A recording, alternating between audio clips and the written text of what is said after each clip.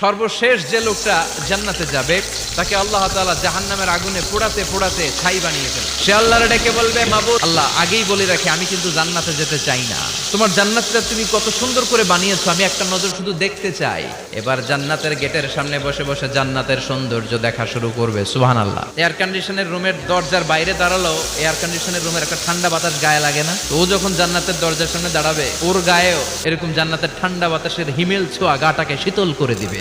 ওই হতভাগা লোকটা বলবে, আল্লাহ এত সুন্দর জান্নাত তুমি বানালাম, চোখ দিয়ে সৌন্দর্য দেখি, কান দিয়ে আওয়াজগুলো শুনি, হুর আর গেলমান হেঁটে বেড়ায়। ও আল্লাহ, আমারে তুমি মাফ করে দাও, জান্নাতের চিপার মধ্যে এক কর্নারে তুমি একটু আমারে জায়গা করে দাও। আল্লাহর দয়া হয়ে যাবে, মায়া হয়ে যাবে। আল্লাহ বলবেন, ঠিক আছে জান্নাতে যা, তোরে আমি জান্নাতে ঢুকাই দিলাম, তবে মনে রাখিস তোর জান্নাতটা হবে সবচেয়ে ছোট জান্নাত, আর তোর জান্নাতটা হবে এই পৃথিবীর 10 গুণ। চিল্লা এখন সুবহানাল্লাহ।